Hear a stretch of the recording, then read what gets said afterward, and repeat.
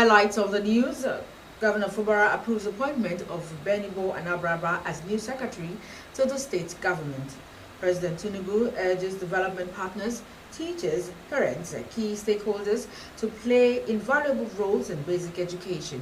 And federal government addresses requests made by Academic Staff Union of Universities, urges lecturers to return to classrooms. It is a task you and I must accomplish. Always remember, you can watch Rstv News live on Facebook and YouTube at Rstv Online. You can also subscribe and click on the notification bell for updates on our live feeds. And now details of the news. Rivers State Governor Sasimilai Fubara has approved the appointment of Benibo Anabraba as a new secretary to the state government. A statement by the Permanent Secretary, Ministry of Information and Communications, Dr. Anna Sirawu, says the new secretary to the state government will be sworn in today by the governor at 4 p.m. at the State Executive Council Chambers, Government House, Port Harcourt. According to the statement, guests are to be seated by 3:30 p.m. The Rivers State government has expressed its commitment to empower and promote the rights of the girl child. Rivers State Deputy Governor Professor Ngozi Odu expressed this in her goodwill message from the Government House in Port Harcourt on Saturday, 11th October 2025, in commemoration of this year's International Day of the Girl Child. In a statement by Head of Press Deputy Governor's Office, Opele Benibo, Professor Odu said the state government recognizes the fact that investing in women and girls is critical for achieving endurable growth, peace, and success, stressing that prioritizing the education of the girl child is meant to unlock full capacity and make them agents of positive change in the society. According to the Deputy Governor, the theme for this year's celebration, which is the girl I am, the change I lead, girls on the front lines of crisis, underscores the resilience and willpower of girls across the globe, especially those in crisis situations who are taking charge and leading positive change. 11th October every year is marked by United Nations as the International Day of the Girl Child, a day set aside to promote more opportunities for the girl child. The Rivers State Council of the Radio, Television, Theatre and Art Workers Union of Nigeria, RTAO, has expressed happiness over the return of the Governor of Rivers State, Sasimilai Fubara, to deliver dividends of democracy to the people of the state. A statement by Rivers State Chairman, Comrade Susie Accra Jaja, said that the Secretary, Maxwell Brown, said members of the union are happy to have their comrade governor back to the seat of power in the state. He described Governor Fubara as the most labor-friendly governor in Nigeria and extolled his giant strides in the delivery of people-oriented projects to the nooks and crannies of the state. The union reassured of her total support and solidarity to Governor Sasimilai Fubara and called on Rivers people to rally round the present administration to enable it succeed. The union, however, advised the governor to address vacancies existing in the state-owned media houses and the cultural center to enhance their productivity, and prayed for the replacement of obsolete equipment in these establishments.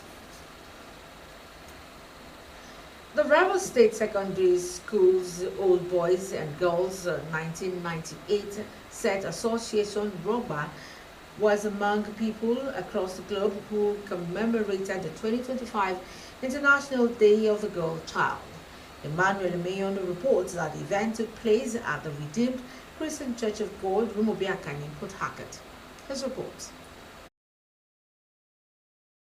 The International Day of the Girl Child is a global observance that highlights the rights of girls and the unique challenges they face, including vulnerability to violence, discrimination, and crises. Secretary General of the Rivers State Secondary Schools Old Boys and Girls Association, Ibn Abo Ogolo, described this year's theme, The Girl I Am, the Change I Lead, Girls on the Front Line of Crisis, as timely and impactful. She noted that the team emphasizes empowerment of girls and the recognition of their potential to be leaders and agents of change in the society. Ogolori affirmed the association's commitment to promoting girls' rights, addressing inequality and discrimination, raising awareness about the challenges they face, and empowering them with the tools needed to enable them thrive. She also urged parents and guardians to be proactive in protecting and supporting their daughters and equipping them with the necessary skills to secure a brighter future. As young girls, marking today International Day of the Girl Child, I would like them to lend their voices out. They should try to tell their parents or their teachers any problem they have growing up.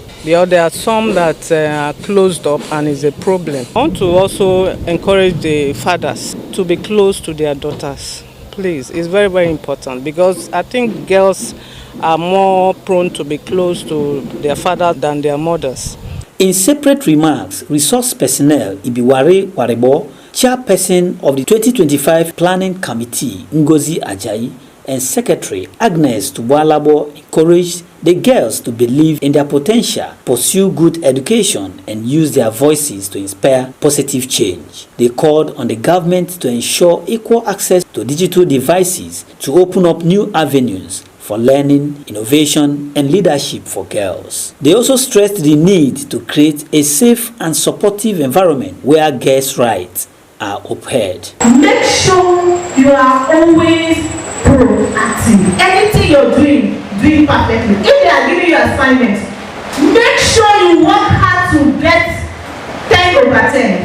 Even the ones that you invest in. During holiday, get a handwork to learn.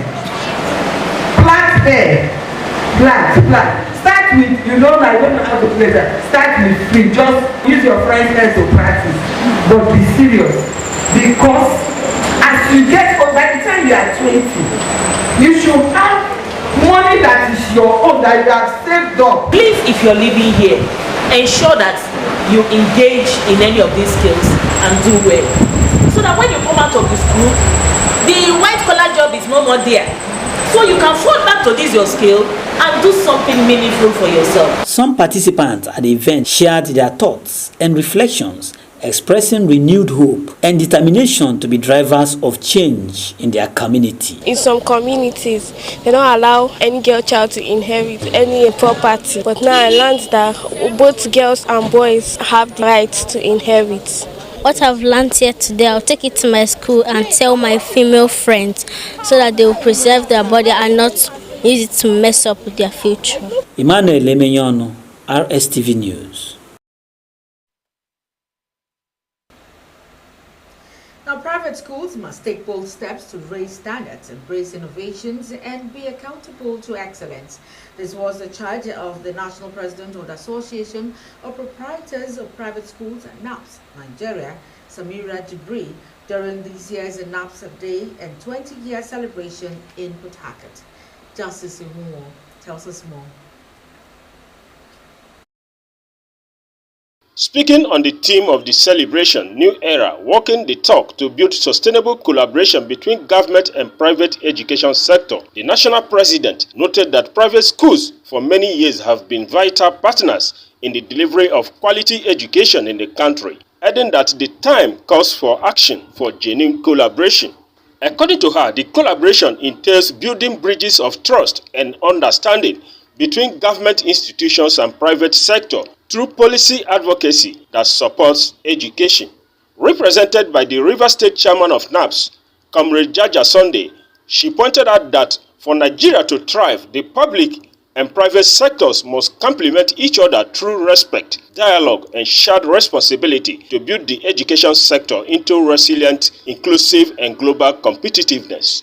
She further urged proprietors to embrace the new era with renewed passion and invest in teachers' development, and reminded government that the private sector is not an adversary but a valuable ally in building Nigeria. More than ever, the times call for more than words and more than promises. Call for action. This is the new era. We speak of an era where we must walk the talk. Also speaking, the mother of NAPS in the South and director of Harlech Group of Schools, Dr. Edna Okpara, said private schools have contributed a lot in educational development in the country and appealed to government to collaborate more with them rather than stifling them through revenue drives. We cannot just sit and say we have gone this far, so it's time to rest. No. We have talked about several things. It is now for our private schools to have a broader vision and see how you can put your school together to make it work. National Vice President and Zonal President South, Ekosue Mkpowe, represented by Dr. Akilo Ayokorode, expatiated the essence of the celebration. I am proud to say that now South has become a formidable force, united and strong, driven by our collective commitment to excellence. The ceremony was attended by government representatives and other renowned guests. There were cultural displays and papers presentation, as well as a presentation of prize to best units of NAPS.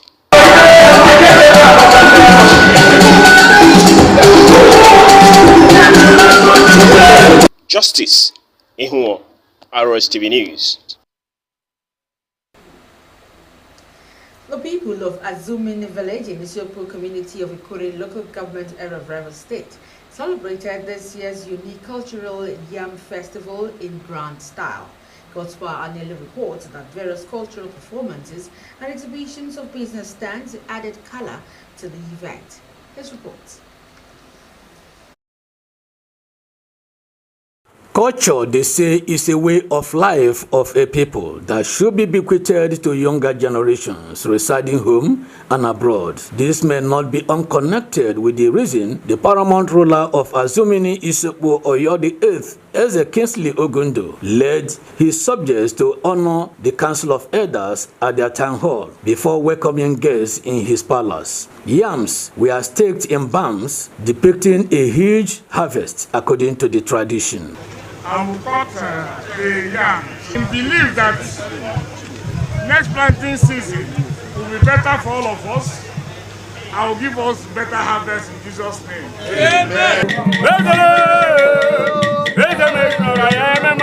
Eze Kingsley Ogundo explained that the age-long culture will not be forgotten. The Oyo Eighth, who thanked well-meaning individuals, groups, and partners for their immense support to add value to their culture, said that the event provided opportunity for recreation and grooming children about the culture, emphasizing that the festival, usually held after the farming season, aims to thank God for the fruitful year and appealed for better harvest in the new year. According to him, since culture is dynamic, he has modernized it by bringing in investors and spreading the news abroad. Upon my ascension to the throne of my ancestors, I started celebrating it and adding color to it. What we do is to use yam as the point of contact to the rest of the other farm produce and celebrate them and thank the gods and the Almighty Father for keeping us alive and making us do this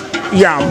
And pray that next year our harvest will be better. Friends and daughters of Azumini Isekpo shared their views.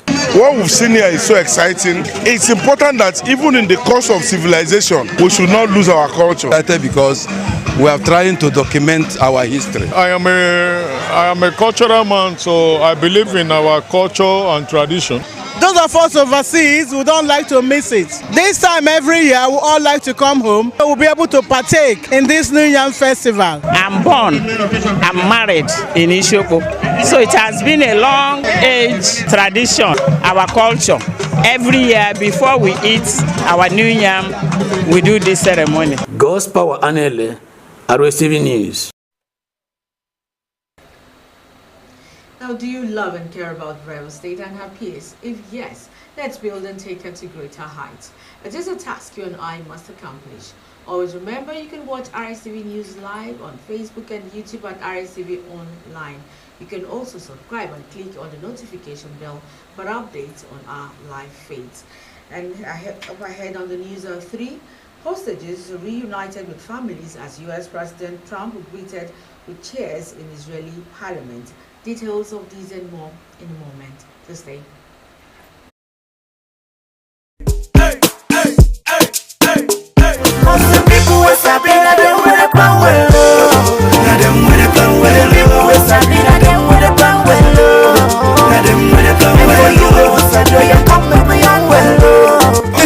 Make you sabi, make una plan well.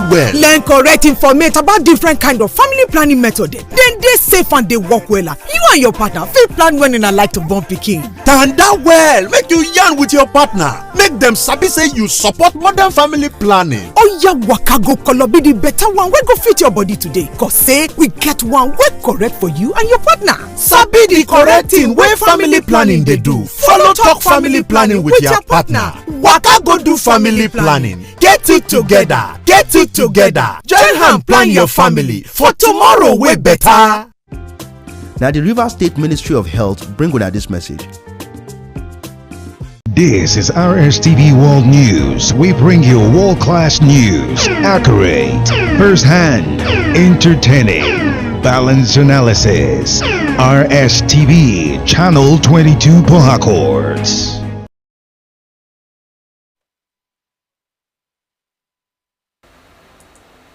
Hey, welcome back. You're still watching the Rstv News at 3.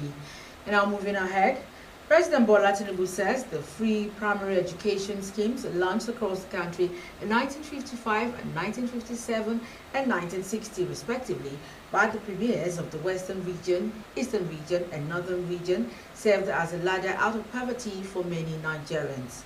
President Tinubu, who spoke as the distinguished guest of honor at the 70th anniversary of the launch of free universal primary education in Nigeria, held at the Eco Hotel in Lagos, said the free primary education policies by the nation's founding fathers constituted a breach to dignity for countless families across the country. The Platinum celebration was organized by the Independent Newspaper Limited as a part of the 65th Independence Anniversary celebrations. Represented by the Executive Secretary of Universal Basic Education, UBEC, Aisha Garba, Tinubu lauded the foresight of Chief Obafemi Awolowo, Dr. Nnamdi Azikiwe, and Sir Ahmadu Bello, and urged governments across the country to follow in the footsteps of the founding fathers. The federal government says it has addressed every request made by the Academic Staff Union of Universities, ASU. It appealed to the lecturers to return to the classrooms, adding that there was no need for the union to go on strike. According to him, claims that the government has been slow or unwilling to respond to the union's demands were incorrect. The minister stated that President Bola Tinubu had expressed his commitment to relating with labor unions fairly. Alausa also highlighted measures taken by President Tinubu's administration to fund Nigeria's tertiary institution. And in business, riding on the back of improved liquidity, the Naira rose at the official market last week, climbing by 0.72% to close at 1,455.17 per dollar. According to data from the Central Bank of Nigeria, CBN, at the parallel market, the Naira strengthened 0.88% to 1,475 Naira per dollar. Forex market was mixed through the week on a bearish note. Early demand was pressured by the exit of foreign portfolio investors led to a dip. However, the market was helped midway by strong foreign inflows, especially from FPIS sourcing Naira to meet local mixed income obligations. Supported by improved US dollar supply and external reserves, analysts say the Naira is likely to remain stable in the near term. And on the foreign scene, voters in Cameroon have headed to the polls in a presidential election that is widely expected to see 92-year-old President Paul Biya, Africa's longest-serving leader, extend his 42-year rule for another 7 years. If victorious, President Biya would be 99 years old by the end of his new term, counting his reign in a nation grappling with the profound security and economic challenges. Ruth Friday tells us more. Political experts anticipate a win for Biya, who cast his ballot amid tight security at a primary school in the nation's capital, Yaoundé. Having ascended to power in 1982 following the resignation of Cameroon's first president, he has since been declared the victor in 7 consecutive elections. Biya's health and frequent extended stays in Europe have long been subjects of speculation, with daily governance often delegated to senior officials and family members. The Israeli Prison Service says it has transferred 1,968 Palestinian prisoners and detainees as part of a ceasefire deal from Israeli detention. They were released in 2 groups.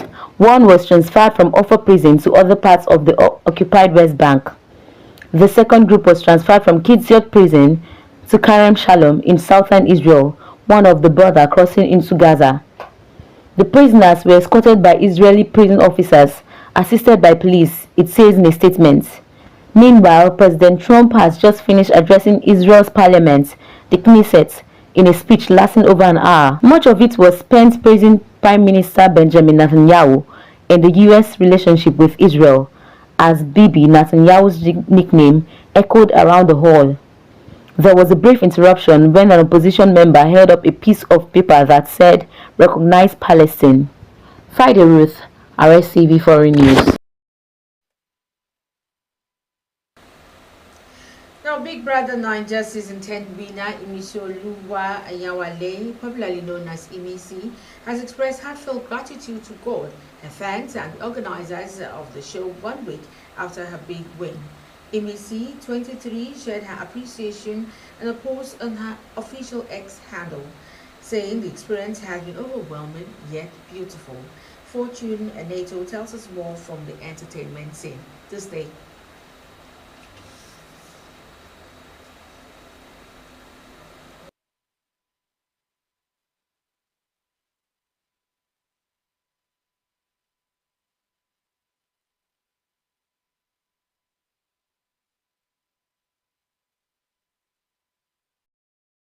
She says she's still trying to fully grasp the reality of her win. Imisi also joked that her emotions were clear in some of the clips from the winners' party held recently to celebrate her victory. Imisi won the 10/10 edition of Big Brother Naija, walking away with a grand prize worth 150 million naira. This includes 80 million naira in cash and a brand new SUV from Innocent. She thanked her loyal fans for their support throughout the show and praised Big Brother Naija for giving her a platform that has changed her life. Popular Nollywood actress Adesuwa Etomi Wellington has revealed that she underwent an unplanned surgery in June after facing a serious health challenge while in the United Kingdom. The actress shared her experience in a lengthy Instagram, saying that the situation could have cost her her life if just one detail had gone differently that day. She was on a ministry trip with her husband, singer Banky W, and their children when the incident happened. Adesuwa said that they were in the UK for 2 speaking engagements in London and Manchester when the medical emergency occurred. She did not go into full details of the illness but expressed deep gratitude to God for saving her life. She encouraged her followers to live in kindness, patience, and love, adding that she would never take her life for granted again. Annette of Fortune, Rstv Entertainment News.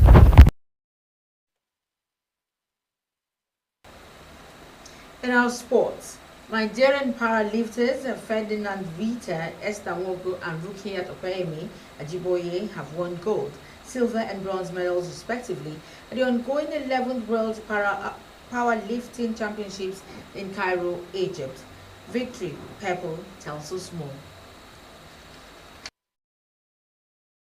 Ferdinand sought a victory, lifting an impressive 453 kg to clinch gold in the women's up to 79 kg category and further cement Nigerians' legacy in the sport. Her remarkable feat added to Nigerians' gold medal haul at the historic championship, after Nwogu had earlier won silver in the 50 kg category, whilst Ajiboye claimed bronze in the same class. The Director General of the National Sports Commission, Honorable Bukola Alakode, congratulated the athletes on their outstanding performances, commending their relentless drive and patriotic spirit. Former Super Eagles goalkeeper Daniel Akpari has said Bafana of South Africa missing next year's FIFA World Cup will be unfortunate after all their hard work.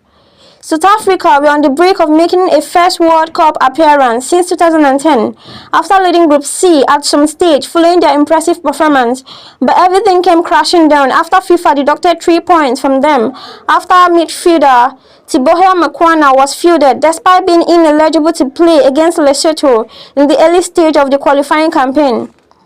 After the point deduction, the 1996 AFCON title winners were held to a disappointing goalless draw with Zimbabwe, which left them in second place and 2 points off leaders, Benin Republic. The qualifiers will end on Tuesday with Hugo Brace men hosting Rwanda in a must-win clash. Also on Tuesday, the Super Eagles will host Benin Republic in Rio in another must-win encounter.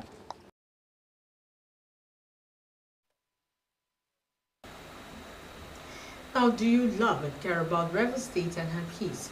If yes, let's build and take her to greater heights. It is a task you and I must accomplish. You can watch Rstv News live on Facebook, at YouTube at Rstv Online.